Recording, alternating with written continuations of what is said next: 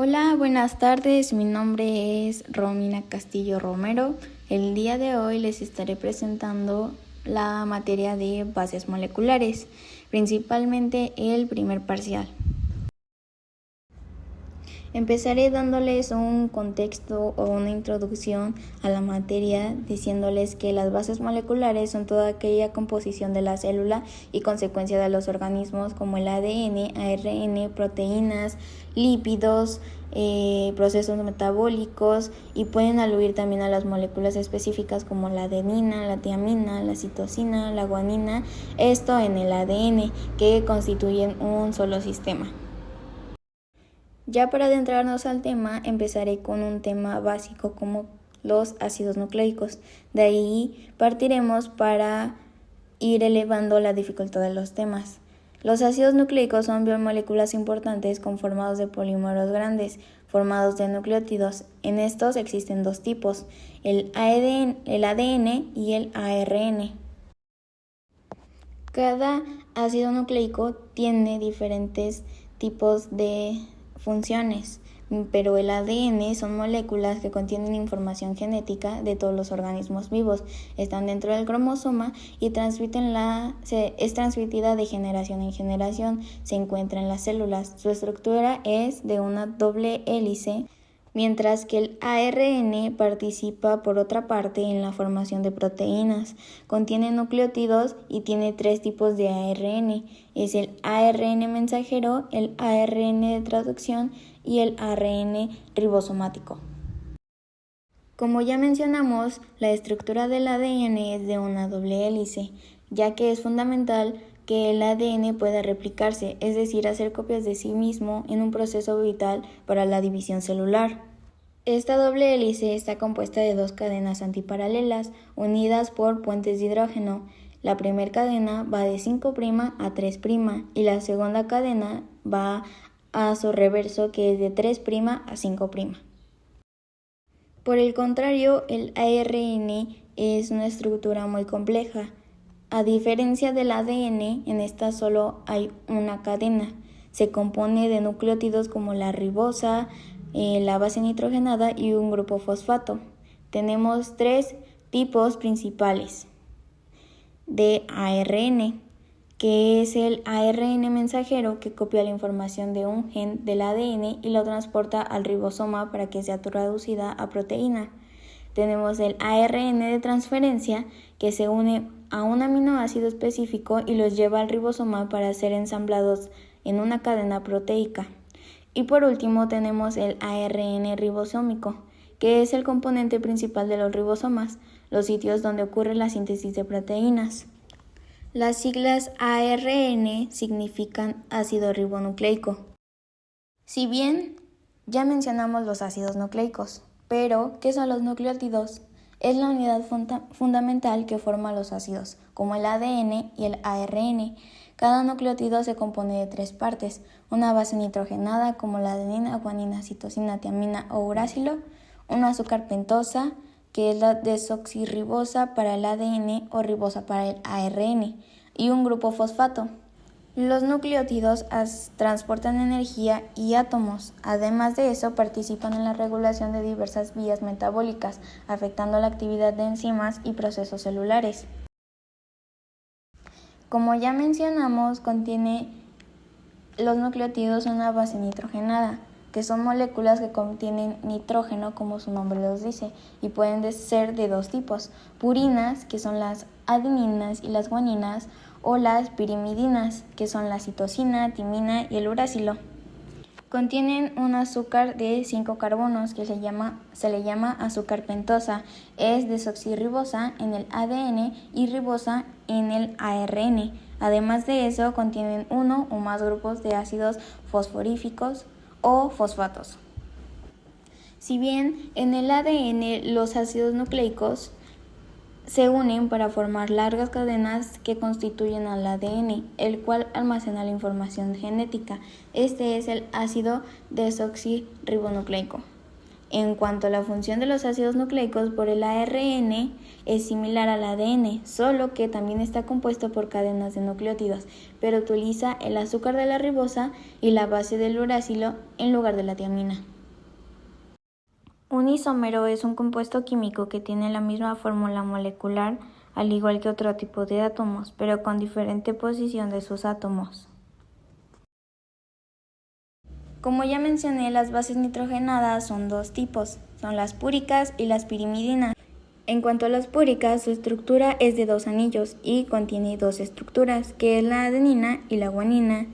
Por otro lado, la pirimidina es totalmente diferente. Su estructura es de un solo anillo y tienen 6 lados. Contienen 3 estructuras, que es la citosina, la tiamina y lo que se le llama el uracilo. Comenzaremos con las púricas. Dentro de ella mencionamos que estaba la adenina, que su estructura es de 2 anillos fusionados. Es esencial para el ADN y se une mediante puentes de hidrógeno a la tiamina, significando adenina-tiamina. En el ARN se une al uracilo. La adenina, al unirse con una ribosa y un grupo fosfato, forman una adenosina, que ésta puede convertirse en ATP, que es el adenosín trifosfato, siendo el ATP la principal molécula de energía de las células. La guanina es representada con la letra G y se caracteriza por emparejarse siempre con la citosina, que esta es caracterizada por la letra C, mediante 3 puentes de hidrógeno en la estructura de la doble hélice del ADN. La citosina es representada con una letra C. Estas ya son pirimidinas, que se une a una guanina y forman pares de bases que conectan con la doble hélice del ADN. Fue descubierta en 1894 a partir de tejidos de timo de carnero y se propuso su estructura en 1903. Este apareamiento de bases es crucial para la replicación, copia del ADN y la transcripción en la síntesis del ARN a partir del ADN. La timina es representada con la letra T y esta se une con la adenina mediante 2 enlaces de hidrógeno. Solo se encuentra exclusivamente en el ADN, ya que en el ARN o ácido ribonucleico es reemplazada por el uracilo. A su vez, estructuralmente hablando, es casi idéntica el uracilo a la tiamina. Solo tiene una pequeña diferencia de que este tiene una ausencia de un grupo metílico 3.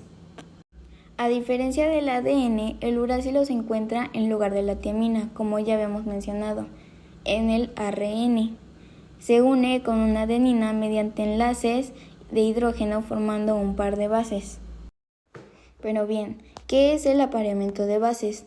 Este es un proceso biológico mediante el cual las bases nitrogenadas de los nucleótidos se unen formando puentes de hidrógeno entre ellas. Como ya mencionamos, la adenina se une con la timina en el ADN y con el uracilo en el ARN, mientras que la citosina con que se une con una guanina. Este proceso es fundamental para la estructura de doble hélice del ADN, el almacenamiento de información genética y su replicación. Si bien existen 2 tipos. Los puentes de hidrógenos son fuerzas que mantienen unidas a las 2 hebras del ADN o del ARN. La estructura de las bases, una grande y una pequeña, permite que esta unión específica sea complementaria. Da estabilidad a estas secuencias de pares de bases. Los 2 tipos son intramolecular e intermolecular. Las bases de una hebra del ADN se aparean intermolecularmente con una base de su hebra complementaria, mientras que por otro lado en el ARN, la cadena sencilla, el apareamiento se da intramolecular entre regiones complementarias dentro de la misma hebra. Inter entre moléculas, intra dentro de las moléculas. Si bien ya hablamos sobre los ácidos nucleicos, pero ahora nos adentraremos más al tema de la historia del gen y veremos cómo ha evolucionado desde 1800 y tantos hasta la actualidad el pensamiento sobre el gen y cómo ha cambiado o ha trascendido. Empezando así con Mendel. En 1865 a 1866, Gregor Mendel estableció las bases de la genética y describió cómo se transmiten los rasgos hereditarios en generaciones. Tenemos Dentro de estas tres principios o tres principales leyes. La primera ley de Mendel nos habla que cuando se cruzan dos individuos de raza pura que difieren en un carácter, todos los descendientes de la primera generación son fenotípicamente idénticos entre sí, es decir, que muestran el mismo fenotipo. Ejemplo, si se cruza una planta de un guisante con una semilla amarilla pura, con una semilla verde pura, todos los descendientes de esta primera generación serán heterocigotas y tendrán semillas amarillas, unificándose al carácter dominante. Esto fue lo que dijo Mendel en su primer concepto. En cuanto a la segunda ley de Mendel, fue el principio de la segregación, que como concepto dijo que ciertos individuos son capaces de transmitir un carácter aunque éste no se manifieste en ellos, y los alelos, que son factores genéticos de un mismo gen, se separan durante la formación de gametos. El ejemplo que él puso fue que al cruzar dos individuos de la primera generación reaparecen al fenotipo recesivo en la segunda generación. El ejemplo que dio fue que los cuatro descendentes, 3 serían amarillos y 1 sería verde, manteniendo la proporción de 3 y 1 fenotipos. Por último, mencionó la última ley de Mendel, que es el principio de la transmisión independiente. Para esto, tuvo que hacerlo en diferentes etapas de la vida, o en este mismo año, en diferentes fechas, ya que no se daban los guisantes todo el día del año, ¿me entienden? Entonces el concepto que dio de esta última ley es que los genes se encuentran en cromosomas diferentes y se transmiten de manera independiente unos de otros durante la formación de gametos. El ejemplo que dio fue que en el cruce de los guisantes, Mendel observó que la herencia de la formación de la semilla, fuera lisa o fuera rugosa, era independiente de la herencia del color de la semilla, amarilla o verde. Por otro lado, tenemos a Friedrich Miescher, que en 1869 descubrió la sustancia nucleína al aislar los núcleos de los glóbulos blancos. Si bien la nucleína se llamó así ya que se encontraba en la célula, específicamente en el núcleo, y fue la primera sustancia química descubierta dentro del núcleo de la célula. Si bien años después la nucleína fue identificada como el ADN, el trabajo de Miescher era un redundimiento, ya que su descubrimiento de la nucleína fue el primer paso y fue el más importante o el crucial para entender el camino del material genético. Pero bien, ¿qué hizo que Miescher encontró la nucleína? Miescher aisló las células del núcleo de los glóbulos blancos de la pus en vendajes de hospitales, así que encontró una sustancia homogénea. Esto con un alto contenido de fosfato y azufre. Seguiremos con Walter Fleming. De 1879 a 1882, Walter descubrió los cromosomas, describiéndolos como cromáticos debido a su alta capacidad de absorción en tintes. En el proyecto, Walter utilizó colorantes para observar el material dentro del núcleo. Observó que la condensación de filamentos en movimiento durante la división celular. Seguiremos con Edward Zacharias, que después de Miescher identificó la nucleína. En 1884, Zacharias aplicó las técnicas de Walter Fleming y visualizó los cromosomas durante la meiosis. Si bien no pude encontrar una foto de él, puedo describir más o menos cómo fue su proyecto.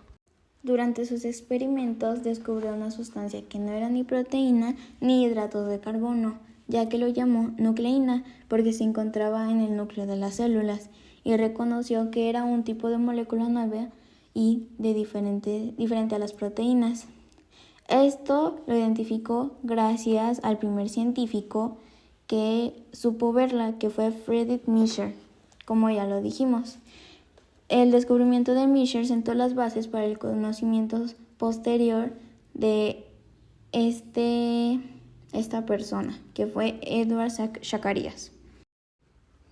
El siguiente fue un bioquímico llamado Albrecht Kochel, que identificó las 4 bases nitrogenadas presentes en el ADN y el ARN.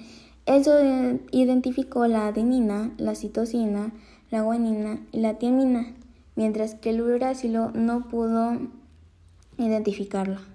El concepto de las 5 bases se estableció gracias a su trabajo y conocimiento posterior del uracilo, que fue reemplazada la tiamina en el ARN. Gracias a ese descubrimiento sobre la composición de los ácidos nucleicos, en 1910 le dieron un premio Nobel de Fisiología o Medicina.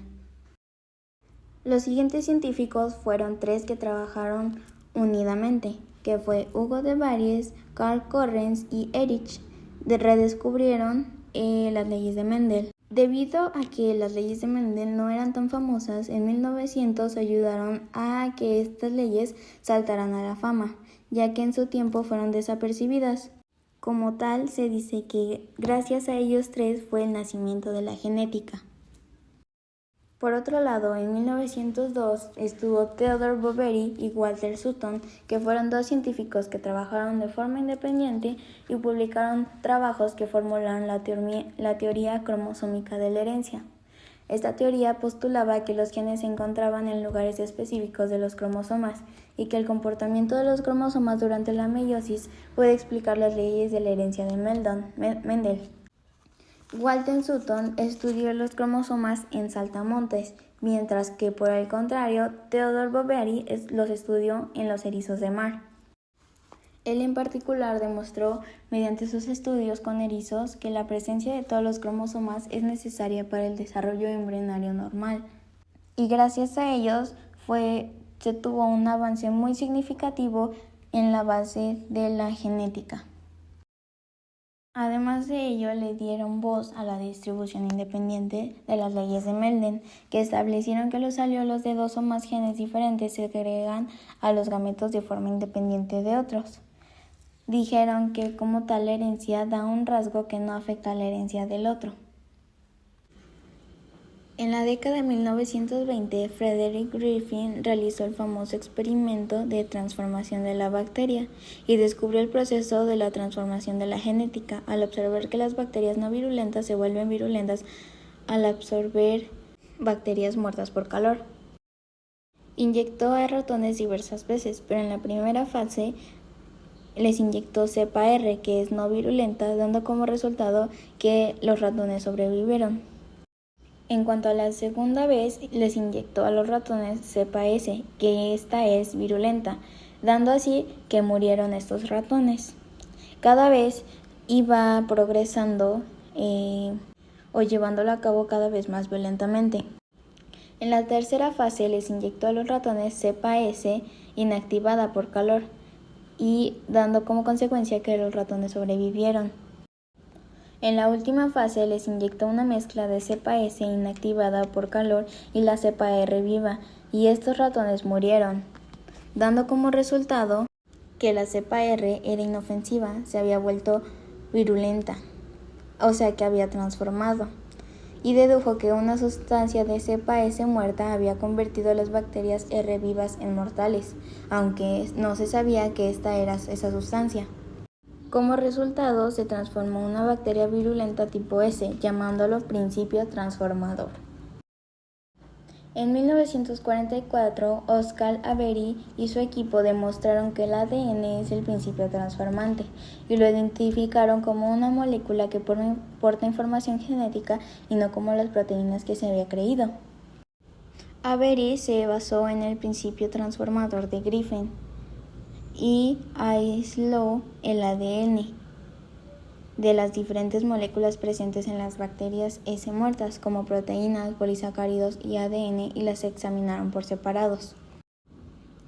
Esto purificaron el material genético mediante bacterias muertas y aplicaron enzimas para degradar los componentes celulares como las proteínas y el ARN.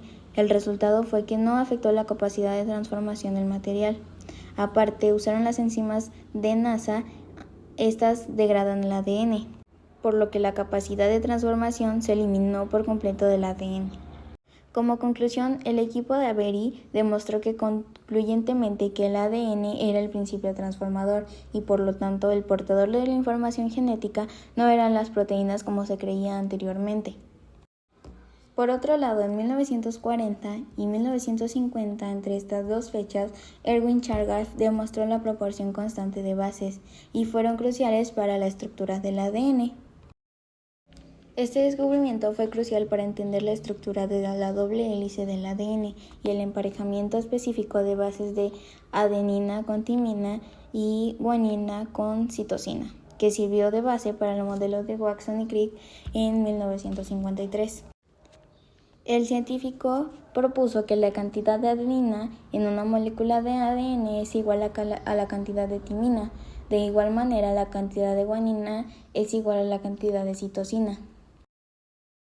En 1953, Linus Pauling propone el modelo de triple hélice que estaba mal con diversos errores, como el grupo fosfato, que esto hizo que el modelo fuera inestable y no estable como querían pretender. Linus decía que era un modelo de 3 cadenas de ácidos nucleicos enrollado en una triple hélice y tenían ideas erróneas como que la colocación de grupos fosfatos en el núcleo era diferente y las bases estaban hacia afuera. Terminaré con la historia mencionando a Watson y Crick, que en 1956 publicaron su descubrimiento de la estructura de la doble hélice del ADN en un artículo de la revista de Nature. Este modelo explicó que el ADN lleva la información genética y puede autorreplicarse. En esta cadena antiparalela, los componentes de fosfato forman la exterior y las bases nitrogenadas se unen en el interior mediante enlaces de hidrógeno, que como tal fue la mejor encontrada. Por último, en 1962, Watson y Crick recibieron el Premio Nobel de Fisiología y Medicina por su trabajo de la estructura del ADN. Watson continuó liderando el proyecto, pero el trabajo de Rosalind Franklin no fue percibido, por lo que no pudieron darle el premio Nobel ya que había fallecido un año antes. Aún así, su trabajo experimental con difracción de rayos X fue fundamental para que Watson y Crick pudieran deducir la estructura de la doble hélice del ADN. Con esto concluimos la historia. Volviendo al tema, empezaremos con los genes y material genético, retomando lo de los ácidos nucleicos y todo lo que habíamos visto antes de la historia. Empezaremos con qué es la segregación, que es la formación de gametos en los cromosomas homólogos y se separan, así permitiendo que cada gameto reciba solo un par de cromosomas. Los nucleosomas permiten empaquetar el material genético de forma ordenada y controlada dentro del núcleo. Por otro lado, los solenoides son de 6 nucleosomas, es un hexámero de histoides y de 30 nanómetros. Los supersolenoides son de 30 nanómetros de la cromatina, un nivel de organización del ADN que va más allá de la simple estructura del solenoide. Los cromosomas son estructuras altamente organizadas que se encuentran dentro del núcleo de las células eucariotas y que contienen el ADN junto con proteínas llamadas histonas. Su función principal es almacenar, organizar y transmitir la información genética de una generación a otra. Cada cromosoma es en realidad una molécula de ADN muy larga y compacta, que incluye miles de genes. En los seres humanos, cada célula somática contiene 46 cromosomas. Un par de cromosomas sexuales XX en mujeres y XY en hombres. Un cromosoma no es simplemente una hebra de ADN, sino que tiene diferentes niveles de empaquetamiento y regiones específicas, como la doble hélice de ADN, que es de 2 nanómetros, el nucleosoma, que es de 10 nanómetros, y el ADN se enrolla alrededor de las histonas formando cuentas de collar. Fibras de 30 nanómetros, que los nucleosomas se enrollan en espiral, bucles y dominios que permiten una organización más densa, y la cromatida, que es la máxima capacitación visible en la metafase de la división celular. Las partes del centrosoma es el centrómero, que es la región estrecha que divide al cromosoma en dos brazos, que es la P y la Q. Es clave en la segregación durante la división celular.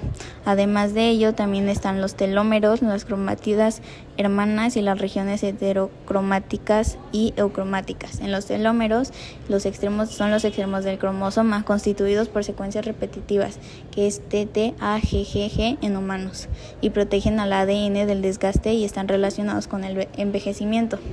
La cromatida hermana una copia idéntica de un mismo cromosoma unidas por el centrómero tras la replicación del ADN. Y la región heterocromática y eucromática. La eucromática es menos compacta y activa en la transcripción, mientras que la heterocromatina está inactiva. Existe también una clasificación de los cromosomas, que es según la posición del centrómero. Los cromosomas se clasifican en metacéntrico, que es el centrómero está en la longitud del centro, los brazos son de igual longitud.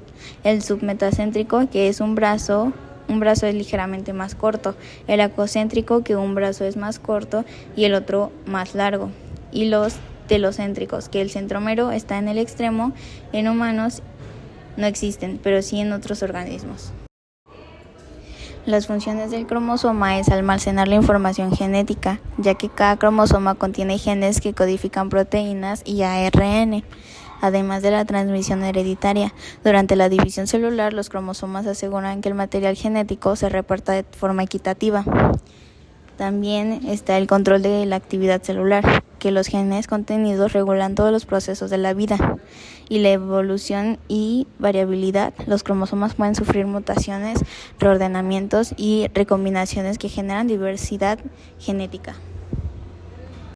Son esenciales ya que son el vehículo de la herencia genética, permiten el estudio de enfermedades hereditarias y son fundamentales en la genómica y medicina personalizada. Su organización influye en procesos como el envejecimiento y están relacionados con la evolución de las especies, ya que cambios cromosómicos a gran escala pueden dar origen a nuevas especies. Cada célula somática tiene 46 cromosomas distribuidos en 23 pares. Los gametos, óvulos y espermatozoides son haploides, 23 cromosomas. El cigoto recupera el número diploide, que son 46, al unirse a ambos gametos. Existen alrededor de 20.000 y 25.000 genes distribuidos entre los cromosomas. Un gen son segmentos de ADN o ácido desoxirribonucleico que funcionan como unidades básicas de herencia, conteniendo instrucciones para producir proteínas y controlar cómo funciona un organismo. Los genes son unidades de información genética. El producto de la mayor parte de genes es una proteína y los miembros de un par cromosómico tienen información genética congruente entre sí. Además de eso, un genoma es todo el material genético, es el juego completo de instrucciones hereditarias para la constitución y mantenimiento del organismo. Existe lo que es una región reguladora, que esta región solo regula, no transforma ni se crea ARN, está ordenada negativamente y es río arriba, se queda en ADN. También está el marco abierto de lectura, que en esta pasa de ADN a ARN, de ARN a proteínas y se le conoce como río abajo. Se empieza a contabilizar de 0 a positivo.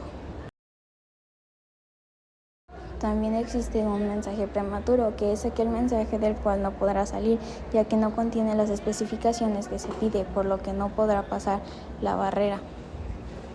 Esto para pasar a ARN. También existe lo que es un mensaje maduro, que contiene una barrera a cada lado del principio, que la de la izquierda es llamada CAP y la de la derecha es llamada AAA, que son 3 adeninas.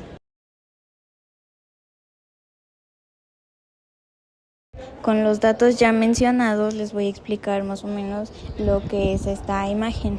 En primer lugar tenemos el ADN y transcripción, que la célula quiere construir una proteína. El ADN arriba es el plano original. El proceso comienza con la transcripción. La célula hace una copia de trabajo del plano llamada secuencia reguladora o promotor o potenciador, que funciona como el interruptor que dice empieza a copiar aquí. El resultado es el pre-MARN, que es el mensaje prematuro, que es la flecha azul clara, una copia que aún no tiene partes extras.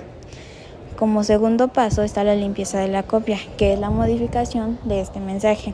Esta copia inicia con información innecesaria y necesita protección. ¿Qué pasa? Que El mensaje maduro tiene exones e intrones. El exón es la secuencia codificante y el intrón es una secuencia no codificante.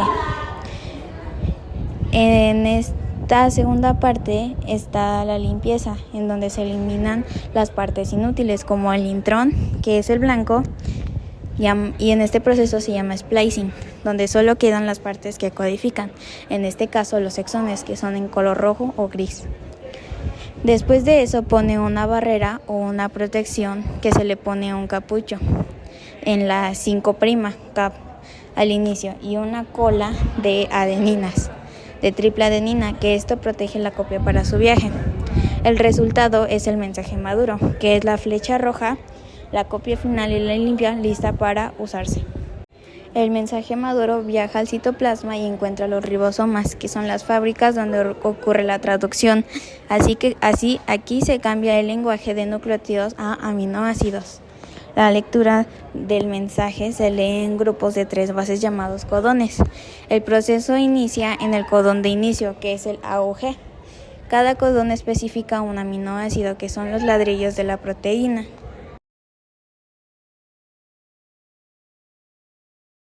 Los ribosomas se unen secuencialmente a los aminoácidos en una larga cadena hasta que encuentran un codón de paro, que es el AUG, AUG, AUG, AUA. La cadena de aminoácidos se dobla y pliega de forma espontánea con la ayuda de otras proteínas. Esto es crucial ya que la forma final determina la función biológica. Una proteína mal plegada es una proteína no funcional. El producto final es una proteína, que es la flecha morada, lista para realizar su trabajo. Si bien ya hablé sobre las histonas, pero no he mencionado qué son. Las histonas son proteínas fundamentales en los organismos eucariontes. Aparte de eso, son esenciales para empaquetar el ADN y formar lo que es la cromatina, que a su vez se organiza en cromosomas. Las histonas son proteínas fundamentales que actúan como carretes para el ADN, permitiendo que esta larguísima molécula se compacte y quede dentro del minúsculo núcleo celular. Son esenciales para la estructura y la regulación del genoma. Existen diversas estructuras de las histonas. Son 5 tipos principales en eucariotas: H2A, H2B, H3 y H4, conocidas como histonas del núcleo o core, y H1 o histonas enlazadoras. El octámero son 2 copias de cada una de las histonas del núcleo. Se ensamblan para formar una estructura proteica de 8 subunidades llamada octámero de histonas. Tiene un papel crucial en la regulación de la expresión genética, por ello se le conoce como epigenética. Además de ello, las histonas poseen colas que sobresalen del nucleosoma. Estas colas son sitios de modificación química como la acetilación, metilación y fosforilización. En la acetilación, la adición de grupos satélites a las colas de las histonas generalmente relajan la cromatina, creando eucromatina y activando la transcripción de genes. La unidad fundamental de la cromatina se forma cuando aproximadamente 143 pares de bases de ADN se enrollan casi 2 veces alrededor de un octámero de histonas. Esta estructura del ADN enrollado e histonas se asemeja a un collar de perlas cuando la cromatina está parcialmente relajada. La histona H1 se une al ADN que entra y sale al nucleosoma. ADN especiador o linker, ayudando a sellar al nucleosoma y facilitando una mayor compactación en estructuras de orden superior, como la fibra de 30 nanómetros, que es la base de la heterocromatina. Además de ello, el ADN está muy enrollado y empaquetado, lo que resulta en que se tiñe de forma intensa bajo el microscopio. La estructura densa impide la transcripción de genes, lo que significa que la información contenida en estas regiones no se utiliza para producir proteínas. La heterocromatina se encuentra en regiones específicas de los cromosomas, como los centrómeros y los telómeros, que son cruciales para la integridad del genoma. Existen 2 tipos de heterocromatina, la constitutiva y la facultativa.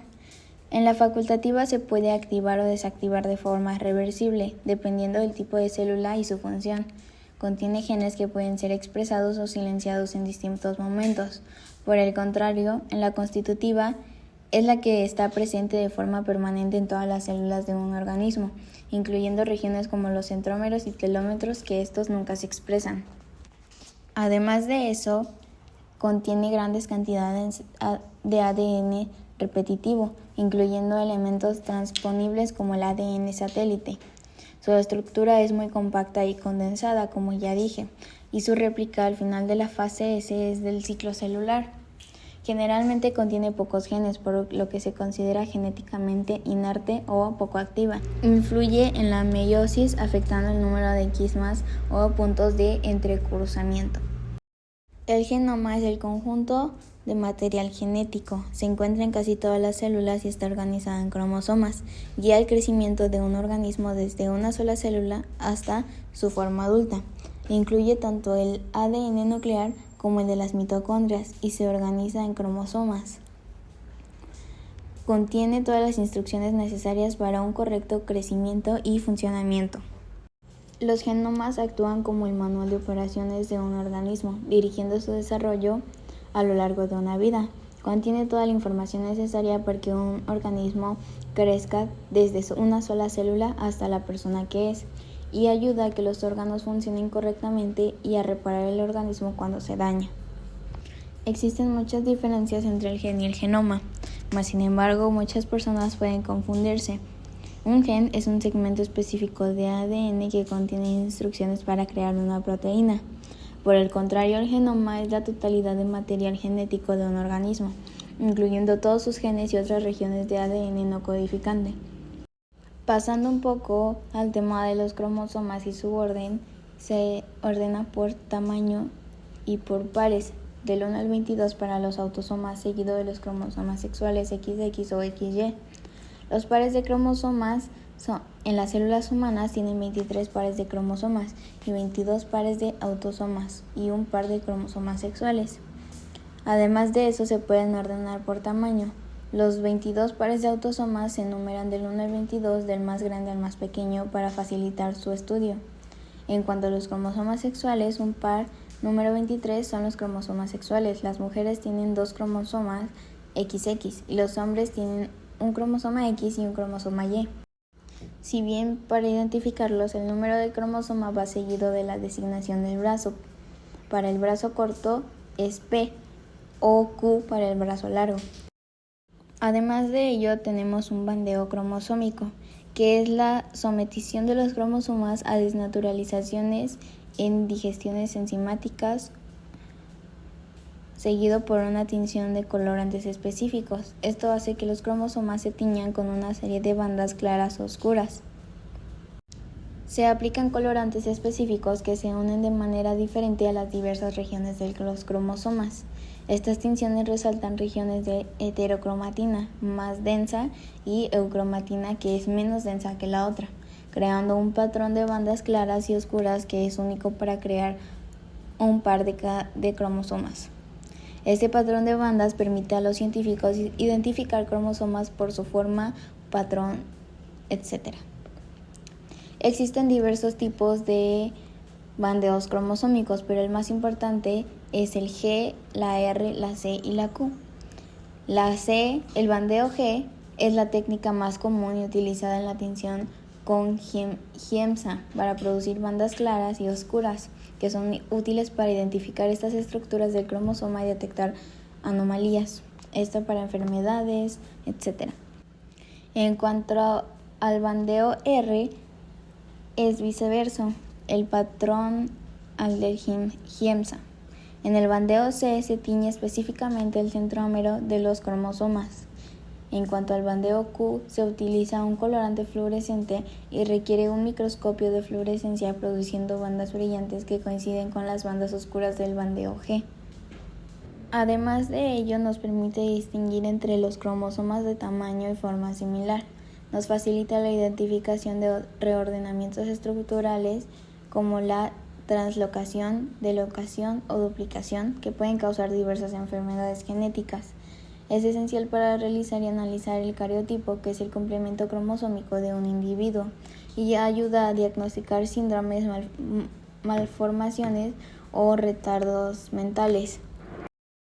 Para dar un contexto del siguiente tema, empezaremos con qué es la epigenética. La epigenética es un estudio de los cambios que activan o desactivan genes sin alterar las secuencias del ADN que influyen en la salud, en la herencia del gen. Estos cambios causados por factores ambientales como la dieta, el estrés, y pueden ser transmitidos de una generación a otra. Estos cambios incluyen la adición o eliminación de grupos químicos como los grupos metilos del ADN y las modificaciones de las proteínas histonas. La epigenética no altera las letras del código del ADN, sino que más bien se cambia cómo y cuándo se leen los genes. Además de ello, se añaden o eliminan moléculas como los grupos metilos al ADN o a las proteínas que los envuelven. Esto hace que la regularización de la actividad genética sea diferente. Pueden hacer que el gen se encienda o se apague, afectando la producción de las proteínas y la salud del individuo. Además de ello, la metilación del ADN es una modificación epigenética que consiste en la adición de un grupo metilo a la molécula del ADN, lo que permite la regularización de la expresión de los genes sin alterar la secuencia del ADN subyacente. Esto puede ser que active o desactive genes afectando la producción de proteínas. Pero bien, ¿cómo funciona esta metilación del ADN? Durante la metilación de grupos metilos, una pequeña molécula se une a sitios específicos del ADN.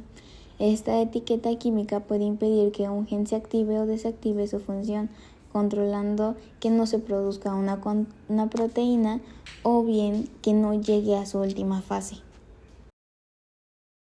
Existen dos tipos de metilación del ADN, una fisiológica y una aberrante. En cuanto a la fisiológica, es un proceso muy normal y esencial para el desarrollo, ya que es un mecanismo epigenético clave que determina qué genes se encienden y se apagan en una célula específica. Así permite que diferencien células y el desarrollo de distintos tipos de tejidos. Es un evento muy normal durante el desarrollo embrionario, la inactivación del cromosoma X y la impronta genómica. Permite mantener el estado de la metilación en la célula hija después de la replicación del ADN y puede ser un proceso reversible que mantiene la homeostasis celular. Al contrario de esta está la aberrante, que esta es una alteración del patrón de metilación que ocurre durante el desarrollo de enfermedades como el cáncer, lo que puede llevar al silenciamiento de genes importantes o la activación de oncogenes. Un oncogen es un gen que normalmente promueve el crecimiento celular, pero que sufre una mutación y se vuelve hiperactivo, causando que las células se dividan sin control y se conviertan en cancerosas. En la metilación aberrante tiene factores ambientales o enfermedades que uno ya trae. Se asocia fuertemente con el desarrollo de enfermedades humanas como el cáncer. En las células cancerosas puede causar una pérdida de grupo de metilo, que es la hipometilación global del genoma, o un exceso de metilación en regiones específicas que silencian genes protectores, como la hipermetilación. Altera los procesos biológicos normales como la regulación, contribuyendo a la progresión del cáncer. Pero además de ello, también existen lo que son las miRNA, que son moléculas de ARN muy pequeñas y no codificantes que regulan la expresión genética al unirse al ARN mensajero y evita que produzca proteínas. Esto puede llevar a la degradación del ARN mensajero o al bloqueo de su traducción. Básicamente son moléculas de ARN no codificante, por lo cual no contienen información para fabricar proteínas. Su tamaño puede ser muy pequeño, ya que suelen tener entre 21 y 25 nucleótidos de longitud, y su función principal es controlar cuántas proteínas se produce a partir de un gen. Si bien ya dijimos qué es, cómo funciona los microARN. Bien, un microARN se une a una secuencia complementaria de ARN mensajero de otro gen.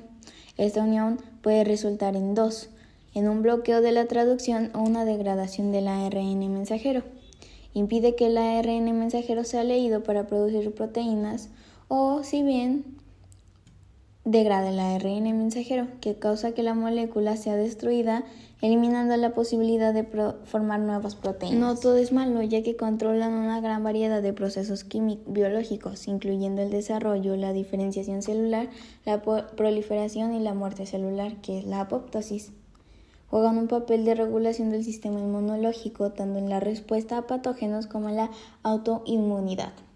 La expresión desregulada del mini-ARN se ha asociado con numerosas patologías como el cáncer, que puede promover o suprimir el desarrollo tumoral, enfermedades autoinmunes que tienen un papel importante en la desregularización del sistema inmunitario, o otros como los trastornos metabólicos y neurodegenerativos. Ahora bien, les explicaré más o menos qué se ve en esta imagen y cómo aplica el mini-ARN. En esta imagen nos explica la síntesis y transporte del ARN mensajero, el cual comienza en el núcleo de la célula donde se encuentra el ADN. Empieza en la transcripción del ADN, que es una porción del ADN de doble hélice, se transcribe para crear una molécula de ARN mensajero, que es una copia de trabajo de la información genética que se utilizará para fabricar una proteína. Una vez sintetizado, el ARN mensajero sale del núcleo a través de los poros nucleares y se dirige al citoplasma, el lugar donde tiene lugar la síntesis de proteínas. Como segundo lugar, tenemos el papel regulatorio del mini-ARN en el citoplasma. El destino del ARN mensajero está sujeto a la acción reguladora del mini-ARN. Los mini-ARN son pequeñas moléculas de ARN no codificantes, como ya lo expliqué.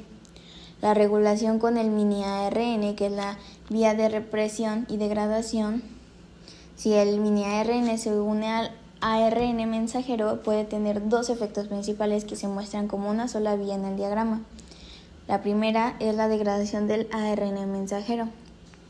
Si el emparejamiento entre el mini-ARN y el ARN mensajero es perfecto o casi perfecto, lo cual es más común en las plantas, pero también ocurre en los animales, la maquinaria celular lo identifica como una señal para degradar la molécula de ARN mensajero.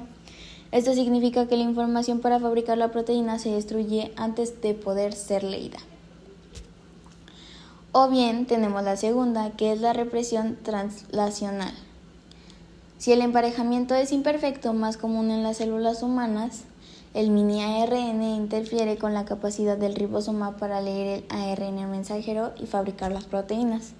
Esto se conoce como la regulación translacional o represión, resultando en menos proteínas fabricadas. La degradación y la represión a menudo ocurren simultáneamente, resultando de la vía del mini-ARN la expresión del gen es silenciada o reducida, ya sea destruyendo el mensaje de ARN mensajero o bien impidiendo que se traduzca a una proteína.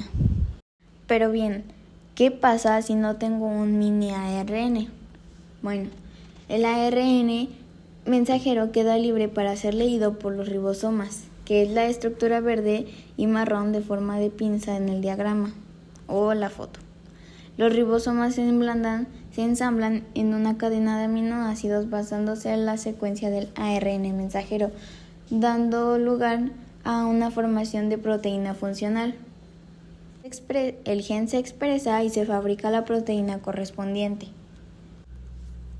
En conclusión, el mini-ARN es un control de volumen o un freno molecular para los genes. Esto como un control de calidad entre cuántas proteínas ya llevo, si una está defectuosa, que permite que la célula se ajuste finalmente a la cantidad de proteínas que se producen, para así responder a necesidades que tenemos y formar una regulación post-transcripcional. Además de ello, juegan un papel central en el desarrollo embrionario del corazón. Además de ese, es esencial para procesos como el desarrollo ya mencionado y la respuesta hacia el estrés.